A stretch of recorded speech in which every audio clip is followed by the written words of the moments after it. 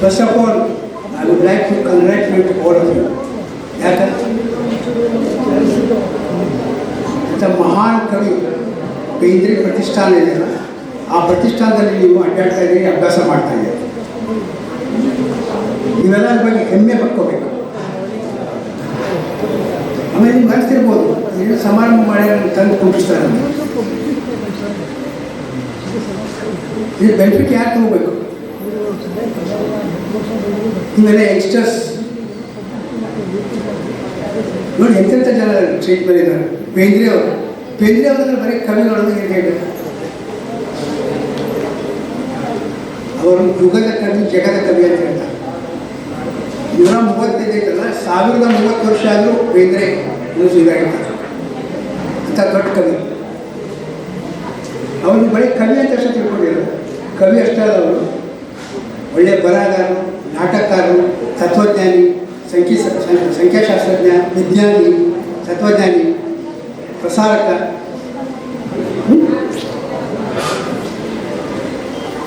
ಸಮಾಜಶಾಸ್ತ್ರಜ್ಞ, ಸಂಗೀತಜ್ಞ. ಇಷ್ಟೆಲ್ಲ ನೋಡಿ ಒಂದು ವ್ಯಕ್ತಿ ಹೇಗೆ ಸಾಧಿಸೋಕ್ಕೆ ಸಾಧ್ಯ ಇದೆ. ಆಮೇಲೆ ಬೇಂದ್ರೆಯವರು ಹುಟ್ಟಿದ ನಾಡಿನಲ್ಲಿ ನಾವೇನಿದ್ದೇವಲ್ಲ, ನಾವೆಲ್ಲ ಹೆಮ್ಮೆ ಪಡ್ಕೊಂಡು ನಮ್ಮ ಬಗ್ಗೆ, ನಮ್ಮ ಊರ ಬಗ್ಗೆ, ನಮ್ಮ ಜನರ ಬಗ್ಗೆ, ದೊಡ್ಡ ವ್ಯಕ್ತಿಗಳ ಬಗ್ಗೆ ಹೆಮ್ಮೆ ಪಡ್ಕೊಳ್ಳಿ ಅಂದರೆ ಮತ್ತೆ ಹೆಮ್ಮೆ ಪಡ್ಕೋಬೇಕು.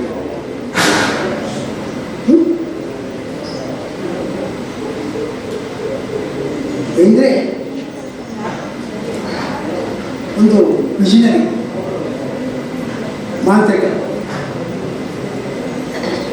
ಈಗ ನೋಡ್ಬೋದು, ಲೈಬ್ರರಿ ಮಾಡ್ಯಾರ 16,000 ಪುಸ್ತಕ ಅದಾವ. ಆ 16,000 ಪುಸ್ತಕನೆಲ್ಲ ಬರೀ ಓದಿದ್ದೆಲ್ಲ ಅರ್ಗಿಸ್ಕೊಂಡ್ಬಿಟ್ರು. ಆಮೇಲೆ ಶರ್ಮಾ ನಮ್ಮ ಸುಲೋಚನ ಅವ್ರು ಹೇಳಿದರು, ಅವ್ರ ಗುರು ಶಿಷ್ಯ ಸಂಬಂಧ ಅಂತೇಳಿ. ನೀವೆಲ್ಲ ಕನ್ನಡದಲ್ಲಿ ಓದ್ತೀರಾ, ಇಂಗ್ಲೀಷಲ್ಲಿ ಓದ್ತಾ ಇದ್ದೀರಿ? ಉರ್ದು ಮಾತೃಭಾಷೆ. ಓಕೆ. ಇವರು ಶರ್ಮಾ ಅವರು ಧಾರವಾಡಕ್ಕೆ ಬಂದಾಗ ಅವ್ರಿಗೆ ಕನ್ನಡ ಬರ್ತಿರಲಿಲ್ಲ, ತೆಲುಗು. ಕನ್ನಡದಲ್ಲಿ ಬರಿಬೇಕು, ಇದು ಮಾಡಬೇಕು ಅಂತ ಭಾಳ ಆಸಕ್ತಿ ಇತ್ತು ಅವ್ರಿಗೆ. ಅವರು ಬೇಂದ್ರೆಯವ್ರ ಕಡೆ ಹೋದರು. ಬೇಂದ್ರೆಯವ್ರದ್ದು ಅವ್ರದ್ದು ಗುರು ಶಿಷ್ಯ ಸಂಬಂಧ ಪ್ರಾರಂಭ ಆಯಿತು. ಅವ್ರು ಕರ್ಕೊಂಡು ಹೋಗಿ, ಕುಲಕರ್ಣಿ ಅಂತ ಅವ್ರ ಫ್ರೆಂಡು, ಅವ್ರು ಕರ್ಕೊಂಡು ಹೋಗಿ ಹೇಳಿದ್ರು, ಇವ್ರಿಗೆ ಭಾಳ ಆಸಕ್ತಿ ಇದೆ, ಇವ್ರು ಬರಿಬೇಕಂತ ಮಾಡ್ಯಾರ ಕವನಗಳನ್ನು ಕನ್ನಡದಲ್ಲಿ ಇದು ಮಾಡಬೇಕಂತ. ನೀವು ಬರೀ ಭಾಳ ಒಳ್ಳೆಯ ಕವಿ ಆಗಿ ಹೇಳ್ತಾರೆ. ಅವಾಗಿಂದ ಒಂದು 20 ವರ್ಷದ ಪ್ರತಿಗೆ ಗುರು ಶಿಷ್ಯ ಸಂಬಂಧ ಎಂಥದ್ದು, ನಿಮ್ಗೆ ಆಶ್ಚರ್ಯ ಆಗ್ಬೋದು. ಅವರು ಒಂದೆರಡು ಉದಾಹರಣೆ ಹೇಳ್ತಾರೆ. ಅವರು ಕನಿಷ್ಠರಿಗೆ ಬಂದು ಹೇಳಿದಂಥ ಒಂದು ಪುಸ್ತಕ, ಒಂದು ಕವನ ಸಂಕಲನ ಬರೆದು ಅದು ಬಿಡುಗಡೆ ಆಯಿತು. ಆಮೇಲೆ ಅವ್ರು ಪ್ರತಿಜ್ಞೆ ಹೇಳ್ತಾ ಇದ್ರು, ಒಂದು ಬೆರಗುಗೊಳಿಸುವ ಪ್ರಸಂಗಗಳ ಮಹಾಬೆಳಗು, ಬೆರಗುಗೊಳಿಸುವ ಪ್ರಸಂಗಗಳ ಮಹಾಬೆಳಗು ಅಂತ ಒಂದು ಪುಸ್ತಕ ಬರ್ತದೆ. ಬೇಂದ್ರೆ ಅವ್ರ ಜೊತೆ ಅವ್ರ ಒಡನಾಟ, ಆಮೇಲೆ ಭಾಳ ಇಂಟ್ರೆಸ್ಟಿಂಗ್ ಘಟನೆಗಳನ್ನೆಲ್ಲ ಅಂತ ನೀವೆಲ್ಲರೂ ಓದಬೇಕಾದ್ರೆ. ಅದರಲ್ಲಿ ಅವ್ರು ಬರೀತಾರ, ಇವರು ಬೇಂದ್ರೆ ಅವರಿಗೆ ಆರಾಮದಿಲ್ಲ. ಅವರು ಎಲ್ಲಿದ್ದರು, ನರ್ಸಿಂಗ್ ಹೋಮ್ ಆಗಿದ್ದರು. ಅವ್ರು ಇಷ್ಟು ಚೆನ್ನಾಗಿ ನೋಡ್ಕೊಂಡ್ರಲ್ಲ, ಅವ್ರ ಕೈಗೊಂದು ಹಗ್ಗ ಕಟ್ಕೊಂಡಿದ್ರಂತೆ. ಹಗ್ಗ ಕಟ್ಕೊಂಡು ಆ ಬೇಂದ್ರೆ ಅವ್ರ ಕೈಗಿತ್ತಂತ, ಅವ್ರಿಗೇನು ಬೇಕಂದ್ರೆ ಅವ್ರು ನಡೀತಿದ್ರಂತ. ಆಮೇಲೆ ಬೇಂದ್ರೆ ಅವರು ಭಾಳಷ್ಟಕ್ಕೋ ಬೇಜಾರು ಮಾಡಿಕೊಂಡು ನಿರಾಹಾರಿ ಆಗಂತೆ, ನಾವು ಊಟ ಮಾಡೋದು ನಾನು ಹೋಗ್ಬಿಡ್ತೇನೆ ಅಂತ. ಇವ್ರು ಶಿಷ್ಯ ಹೇಳಿದ್ರು ಕೇಳಿದಂತೆ, ಇವರು ಶಿಕ್ಷೆಗೆ ಹೋಗ್ಬಿಟ್ರಂತೆ. ಕರೆಸ್ರಿ ಅವ್ರಂತೆ. ಕರೆಸಿ ಇದು ಮಾಡಿದ್ಮೇಲೆ ಅವ್ರು ಕೇಳಿದ್ರು, ನೀವು ಮಾಡಿದ ತಪ್ಪು ಅಂತೇಳಿ. ನಾವು ಒಪ್ಕೊಂಡು ನನ್ನ ತಪ್ಪು, ಇವತ್ತಿಂದ ನನ್ನ ಗುರು ನೀ ಅಂತ ಹೇಳಿದ್ರು.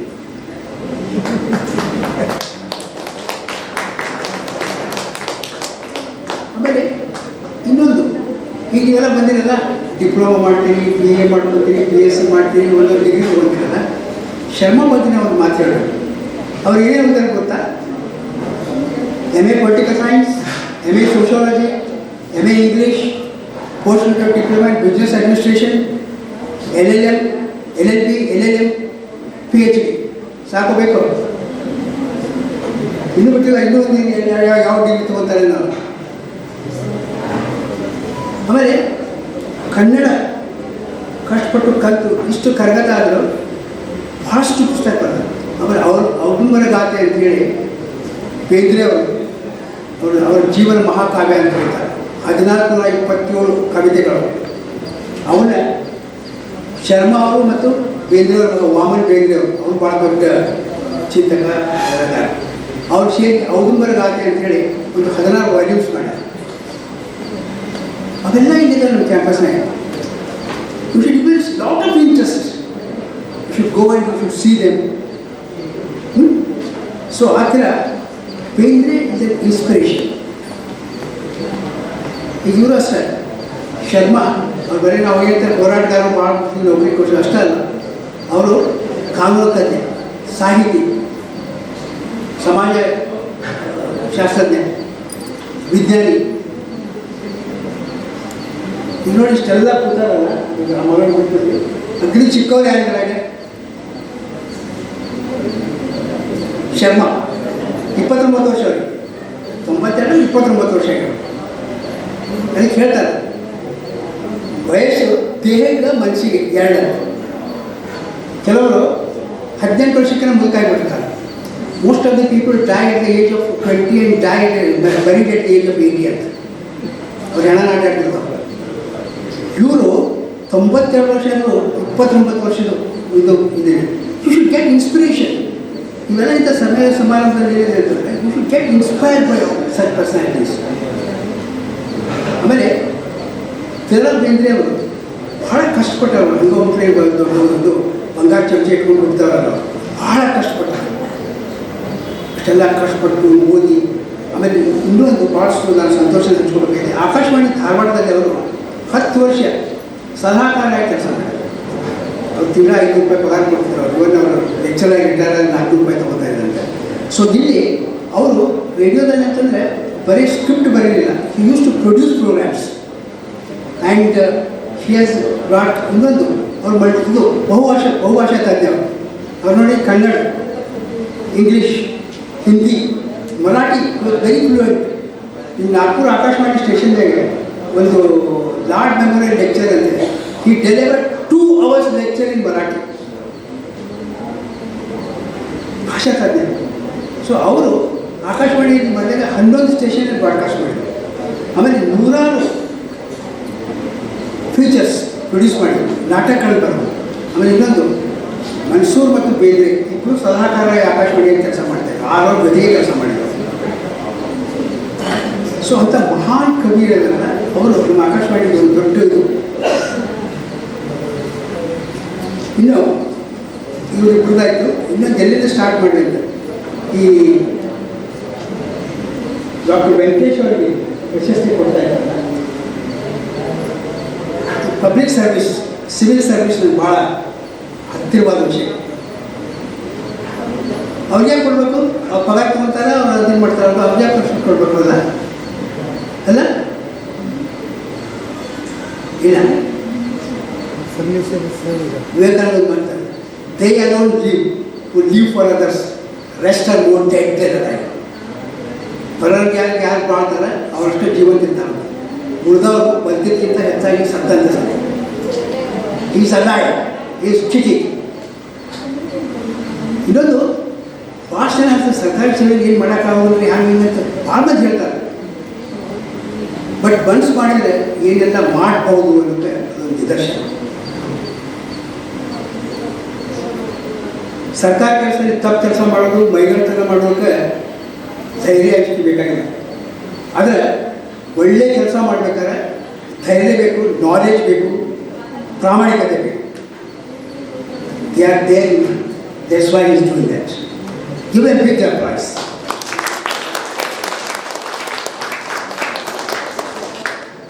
ಆಮೇಲೆ ಶರ್ಮಾ ಅವರು ಯಾಕೆ ಗುರುತಿಸಿ ಮಾಡ್ತಾರೆ ಅಂತ ಒಳ್ಳೆ ಕೆಲಸಗಾರರು, ಒಳ್ಳೆ ಕಾಂಟ್ರಿಬ್ಯೂಟ್ ಮಾಡೋರನ್ನ ಅವ್ರು ಗುರುತಿಸಿ ಅವ್ರು ಸನ್ಮಾನ ಮಾಡೋದು, ಅವ್ರು ಸತ್ಕಾರ ಮಾಡೋದು ನಮ್ಮ ಕರ್ತವ್ಯ.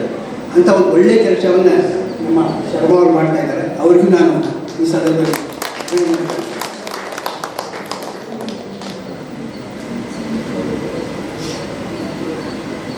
ಈಗ ಎಸ್ಪೆಷಲಿ ಸರ್ಕಾರಿ ಇಲಾಖೆಯಲ್ಲಿ ಕೆಲಸ ಮಾಡಬೇಕಾದ್ರೆ ಮನಸ್ಸಿನಾಗ ಏನಾದ್ರು ಜಲ್ದಿ ಮಾಡ್ಬೇಕಂತ ನಾನು ಹೇಳಿದೆ ಪರವಾಗಿ ಬರುತ್ತಿದ್ದಾರೆ ಅಂತ. ನೀವು ಭಾಳ ಸಲ ನೋಡಿರ್ಬೋದು, ಬರ್ರಿ ಹೋಗ್ರಿ. ನಾವು ಇದು ಮಾಡಿದ್ದೇವೆ, ಸಾಯಿಬ ಮೀಟಿಂಗ್ ಹೋಗ್ಯಾರ ಒಂದು ರೂಪಕ ಮಾಡ್ತಾರೆ,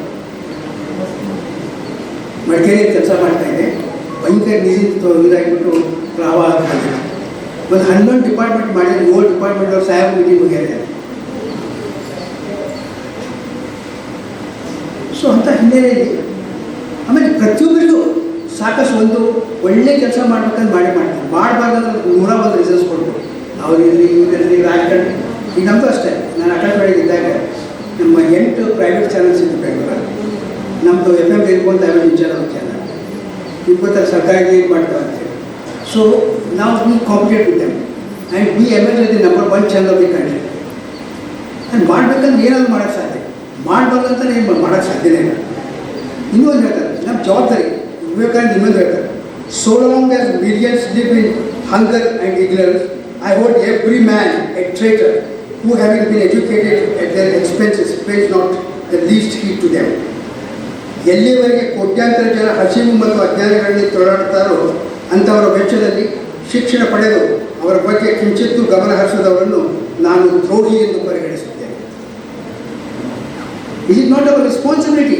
ಈಗ ನೀವೆಲ್ಲ ಓದ್ತಾ ಇದ್ದೀರಲ್ಲ, ನೀವು ಫೀಸ್ ಕೊಡೋದಲ್ಲ, ಅವ್ರಿಗೆ ಸರ್ಕಾರದಿಂದ ಕೊಡ್ತಾರಲ್ಲ, ಅದನ್ನು ಯಾರು ಕೊಡ್ತಾರೆ? ಒಂದು ಇದು ಚೈನೀಸ್ ಪ್ರಕಾರ ಒಂದು ಹೇಳ್ತಾರೆ, ಒಂದು ಹುಡುಗ ಹುಡುಗಿ ಗ್ರ್ಯಾಜುಯೇಟ್ ಆಗಬೇಕಂತಂದರೆ ರೈತರು 5 ವರ್ಷ ದುಡ್ತಾರಂತ. ದೇ ಕಾಂಟ್ರಿಬ್ಯೂಟಿವ್. ನೀವು ಸೊಸೈಟಿಗೆ ನೀವು ಋಣ ಇರುತ್ತೆ, ಅದನ್ನು ಹೇಗೆ ತೀರ್ಸ್ಕೋಬೇಕು? ನೀವೇನು ಮಾಡ್ತಾ ಇದ್ದೀರಲ್ಲ, ನೀವು ಓದ್ತಾ ಇದ್ದೀರಿ, ನೀವು ಬರಿತಾ ಇದ್ದೀರಿ, ನೀವು ಕಲಿತಾ ಇದ್ದೀರಿ, ಒಳ್ಳೆ ಕೆಲಸ ಮಾಡಿ, ಸೀರಿಯಸ್ ಆಗಿ ಮಾಡಿ. ಈಗ ನೀವು ಕ್ಯಾಂಪಸ್ಸಿಂದ ಹೋಗಿ ಸರ್ಟಿಫಿಕೇಟ್ ತೊಗೊಳಕ್ಕೆ ಎಲ್ಲ ಸರ್ಟಿಫಿಕೇಟ್ ಸಿಗ್ತಾವೆ. ಓಕೆ, ಯಾರು ಪೇ ಮಾಡೋದು ನೀವು ಎಲ್ಲ ಸರ್ಟಿಫಿಕೇಟ್. ಬಟ್ ಹೋಗ್ಬೇಕಾದ್ರೆ ಎಷ್ಟು ವಿಷಯ ತಿಳ್ಕೊಂಡ್ರಿ, ಏನೇ ತಿಳಿ ನೋಡಿರಿ. ಈಗ ಹೇಳಿದರೆ ಬೇಂದ್ರೆ ಪ್ರತಿಷ್ಠಾನದಾಗ ನೀವು ಓಡಾಡ್ತಾ ಇದ್ದೀರಲ್ಲ, ಯು ಶುಡ್ ಮೀಟ್ಸ್ ಇಂಟ್ರೆಸ್ಟ್. ಇಷ್ಟು ಚಟುವಟಿಕೆಗಳು ನಡೀತಾ ಇದ್ದಾವೆ, ನಮ್ಗೆ ನೋಡಿದ್ರೆ ಒಂಥರ ಖುಷಿ ಆಗುತ್ತೆ. ಸೊ ಭಾಗವಹಿಸ್ರಿ ಅಲ್ಲ, ಎಷ್ಟು ಓದಿದ್ರಪ್ಪ, ಎಷ್ಟು ಭಾಷಣ ಕೇಳಿದ್ರಿ. ಸೊ ಆ ಥರ ನಾವು ಈ ಥರ ಸಮಾರಂಭಗಳಲ್ಲಿ ಇಂಥ ವ್ಯಕ್ತಿಗಳಿಂದ you should get inspiration.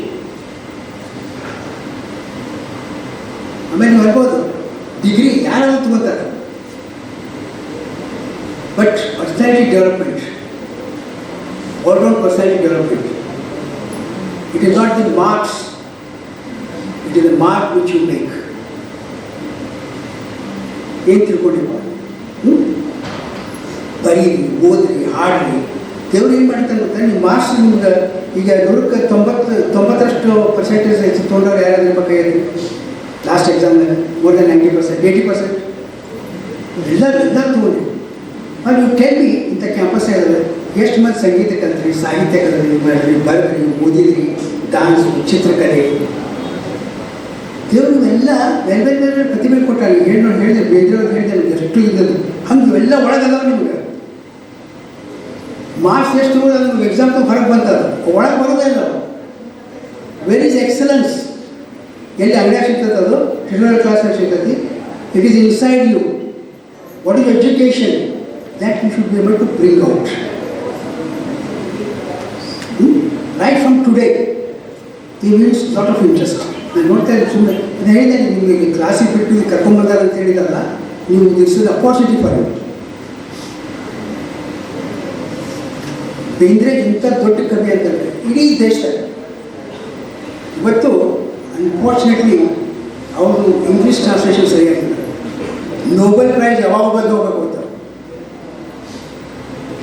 Kuvempu ಆಯಿತು, ಬೇಂದ್ರೆ ಆಯಿತು, ದೊಡ್ಡ ದೊಡ್ಡ ಕವಿಗಳು ಹೇಳಿದಾರಲ್ಲ, ಇದೇನಾಗಿದೆ ನಮ್ಮಲ್ಲಿ ಬಂದು ಈಗ ಅದೇನಾಯಿತು, ಸ್ವಲ್ಪ ಟ್ರಾನ್ಸ್ಲೇಷನ್ ಇದಾಗಿದೆ. ಒಳ್ಳೆ ಟ್ರಾನ್ಸ್ಲೇಷನ್ ಲಾಂಗ್ ಬ್ಯಾಕ್ ಕೂಡ ಅಬೌಟ್ ನೋಬೆಲ್ ಪ್ರೈಸ್. ಇನ್ನೊಂದಿದೆ ಬೇಂದ್ರೆ ಅವರು ಡಾಕ್ಟರ್ ಸುದರ್ಶನ್ ಅಂತೇಳಿ ಒಬ್ಬರು ವಿಜ್ಞಾನಿ, ಬೌದ್ಧ ವಿಜ್ಞಾನಿ. ಅವ್ರ ಹೆಸರು ನೋಬೆಲ್ ಪ್ರೈಸ್ ರೆಕಮೆಂಡ್ ಆಗಿತ್ತು. ಅವರು ಕಾವಲಿಗೆ ನರ್ಸಿಂಗ್ ಹೋಮ್ನಾಗಿದ್ದಾಗ ಬೇಂದ್ರೆ ಅವ್ರು ಭೇಟಿ ಆಗ್ಬೇಕಂತ ಬಂದರು. ಶರ್ಮಾ ಅವರು ಅರೇಂಜ್ ಮಾಡಿದಂಥ ಭೇಟಿ. ಬೇರೆ ಅವರು ಸಂಖ್ಯಾಶಾಸ್ತ್ರ ಮತ್ತು ಗಣಿತಶಾಸ್ತ್ರದಲ್ಲಿ ಭಾಳಷ್ಟು ಅವರು ವಿಜ್ಞಾನ ಬಗ್ಗೆ ಭಾಳಷ್ಟು ತಿಳ್ಕೊಂಡವರು.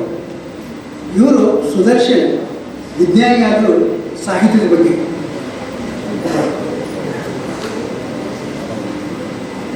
ಭಾಳಷ್ಟು ತಿಳ್ಕೊಂಡರು. ಸೊ ಅವರಿಬ್ಬರು ಕೂಡಿ ಹಾಸ್ಪಿಟಲಲ್ಲಿ ಎಷ್ಟು ತಾಸು ಸಂವಾದ ಮಾಡಬೇಕು? ಇವು ನೋಡಿ 5 ತಾಸು 5 ಗಂಟೆ. ಸುದರ್ಶನ್ ಇವರು ವೈಜ್ಞಾನಿಕ ಬ್ಯಾಕ್ಗ್ರೌಂಡ್ ತಿಳ್ಕೊಂಡು ನೋಡಬೇಕು. Was surprised. ಆಮೇಲೆ ಇನ್ನೊಂದು ವಿಷಯ ಹೇಳ್ತಾ ಇದ್ದಾರೆ, ಅವ್ರದ್ದೊಂದು ಇತ್ತೀಚೆಗೆ ಬುಕ್ ಬಂದಿತ್ತಂತ ವಿಜ್ಞಾನ ಬಗ್ಗೆ. ಅದನ್ನು ಓದಿರೋ ಸಾಲ ಕೇಳಿದಂತೆ ಶರ್ಮಾ ಅವರೇಂದ್ರ ಶರ್ಮಾ ತುಂಬ ಅದೊಂದು ರ್ಯಾಕ್ ಬುಕ್ ಐತೆ ತುಂಬ ಆಯಿತು, ಆಲ್ರೆಡಿ ಓದ್ಬಿಟ್ಟಿದ್ದಂತ. ಹೆಂಗೆ ನಾಲೆಜ್ ಹಂಗ್ರಿ ಎಷ್ಟು ಓದ್ಬೇಕಂತ ಎಷ್ಟು ಇರ್ತದೆ. ನಾವು ಎಲ್ಲೇ ಒಂದು 4 ಬುಕ್ ಓದಿದ್ದೀವಿ, ಇದನ್ನು ಮಾಡಿ ಈ ಟೆಕ್ಸ್ಟ್ ಬುಕ್ ಓದಿರಿ ಎಲ್ಲರೂ ಓದ್ತಾರೆ, ಅದೇ ದೊಡ್ಡಿದ್ದಲ್ಲ. ನೀವು ಹೊರಗೆ ಹೋಗೋಷ್ಟೊತ್ತಿಗೆ ಬೇರೆ ಬುಕ್ಸ್ ಎಷ್ಟು ಓದಿರಪ್ಪ. ಆಮೇಲೆ ಹೇಳಿದೆ ಕ್ಯಾಂಪಸ್ನಾಗಿದ್ರಿ ಬೆಂಗಳೂರು ಬಗ್ಗೆ ಎಲ್ಲ ವಿಷಯ ತಿಳ್ಕೊಂಡು ಬಂದು time you go out you should be able to tell about Bendre. ಇಂಥ ಮಹಾನ್ ಚೇತನ ಬೇಂದ್ರೆಯವರ ಸಲುವಾಗಿ ಶರ್ಮಾ ಅವರು ಭಾಳಷ್ಟು ಕೆಲಸ ಮಾಡ್ತಾ ಇದ್ದಾರೆ. ಅವರು ಹೇಳಿದಾಗೆ ಅವರು ನಿಜವಾದ ದತ್ತಕ ಪುತ್ರ, ಅದನ್ನು ಶಿರಸಾವಹಿಸಿ ಮಾಡ್ತಾ ಇದ್ದಾರೆ. ನಾವೆಲ್ಲರೂ ಅವ್ರ ಜೊತೆಗಿರೋಣ. ಆಮೇಲೆ ಇದು ಈಗಾಗಲೇ ಬೇಂದ್ರೆಮಯವಾಗಿಬಿಟ್ಟಿದೆ. ಇದು ನಮ್ಮ ಊರಲ್ಲ, ನಮ್ಮ ರಾಜ್ಯ ಅಲ್ಲ, ನಮ್ಮ ದೇಶದ ಇಡೀ ಜಗತ್ತು ಆಕರ್ಷಣೆ ಮಾಡುವಂಥ ಕೆಲಸ ಆಗಿದೆ. ಅದನ್ನು ಮಾಡಬೇಕು. ಆ ಜವಾಬ್ದಾರಿ ನಮ್ಮ ನಿಮ್ಮೆಲ್ಲರ ಮೇಲೆ ಇದೆ. ಈ ಸಂದರ್ಭದಲ್ಲಿ ಒಟ್ಟು ನನ್ನ ಜ್ಞಾಪಕಗಳು ಕರೆದಿದ್ದಾರೆ. ನನ್ನ ಪ್ರೀತಿ ಅವರಿಂದ ಒಂದು 20 ವರ್ಷದ ಜೊತೆಗೆ ಇದ್ದೇನೆ. ಅದಕ್ಕಾಗಿ ಅವರಿಗೆ ನನ್ನ ಧನ್ಯವಾದಗಳನ್ನು ತಿಳಿಸ್ತೇನೆ. ಆಮೇಲೆ ಈ ಪ್ರಶಸ್ತಿಗೆ ಪಾತ್ರರಾದಂಥ ಡಾಕ್ಟರ್ ವೆಂಕಟೇಶ್ ಅವರು ಅಷ್ಟೇ, ಅವರು BE ಮಾಡಿದರು, MTech ಮಾಡಿದರು, ಆಮೇಲೆ LLB ಮಾಡಿದರು, LLM ಮಾಡಿದರು, PhD ಮಾಡಿದರು. ಹಿಂಗ್ಯಾಕೆ ಮಾಡಿದ್ರು ಅವರು? Knowledge is power. Acquiring knowledge is an empowering process. So ಹಂಗೆ ಅದೆಲ್ಲ ಏನಾಗಿದೆ ಗೊತ್ತಾ, that is a strength. For example you got a law background. ಇನ್ನೊಂದೇನಿದೆ, ಇನ್ನೊಂದು ಸರ್ಕಾರಿ ಇಲಾಖೆ ಇನ್ನೊಂದೇನು ತೊಂದರೆ ಅಂದರೆ ನಿಮ್ಮ ಸುತ್ತಾದ ಸಿನಿಕ್ಸ್ ಇರ್ತಾರೆ. ಮಾಡಕ್ಕೆ ಹೋಗ್ಬೇಕು ಸಾಹೇಬ್ರೆ, ಅದು ಆಡಿಟ್ ಅಡ್ಮಿಷನ್ ಬಂದ್ಬಿಡುತ್ತೆ, ಅವ್ರು ಯಾರೋ ಹಿಡ್ಕೊಂಡು ಹೋದಲ್ಲಿ ಅವ್ರು ಬಂದರೆ ಡೈಲಿ ಅವ್ರು ಈ ಸಿನಿಕ್ಸ್ ಇರ್ತಾರಲ್ಲ, they are more dangerous like criminals. Criminal ಯಾರು ಬೇಡ ಅಂದರೆ ಒಬ್ಬರು ಯಾರು ಮರ್ಡರ್ ಮಾಡಿಬಿಡ್ತಾರೆ. ಇವ್ರು ಜನರ ಉತ್ಸಾಹನ day in and day out ಬರ್ತಾರೆ. ನಾನು ಸರ್ಕಾರಿ ಅವ್ರು ಭಾಳ ದೊಡ್ಡ ನಮ್ಗೆ ತೊಂದರೆ. ಹಂಗೆ ಮಾಡಬೇಡ್ರಿ, ಹಿಂಗೆ ಮಾಡಬೇಡ್ರಿ, ಹಂಗಾಗತ್ತೆ, ಹಿಂಗೆ ಅಷ್ಟು ನೀವು ಮಾಡೋಕ್ಕಂದ್ರೆ ಯಾವ ಸಿಗ್ತಾನೆ ಇದು ಮತ್ತು ಅದನ್ನು ಮೆಟ್ಟಿಗಿರುವಂಥ ಶಕ್ತಿ ಬೇಕು. ಅದು ಯಾವಾಗ ಬರುತ್ತೆ? You should have knowledge inside. For example law, ಆಮೇಲೆ ಬೇರೆ ವಿಷಯ ಓದ್ಕೊಂಡಾಗಿದ್ದು ಆ ಥರ ಇದ್ದರೆ ಈ ಥರ ವೆಂಕಟೇಶ್ ಅಂತ ಅವರು ಭಾಳಷ್ಟು ಬೆಳೆದ್ರು. ಇವತ್ತು ಏನಾಗಿದೆ ಗೊತ್ತಾ, in spite of all these things ನಮ್ಮ ಸರ್ಕಾರಿ ಬೇಂದ್ರೆ ಯಾಕೆ ಮುಂದೆ ಅಂತಿದ್ದಾರೆ ಅಂತ ಜನ ಅದಾರೆ ಭಾಳ ಜನ. But only thing is we should recognise that. ಅವ್ರು ಹೇಳಿದ್ದಾರೆ, ಅವ್ರು ಸನ್ಮಾನ ಮಾಡೋದು ಅವ್ರದ್ದಿದ್ದಲ್ಲ, ನಮ್ಮೆಲ್ಲ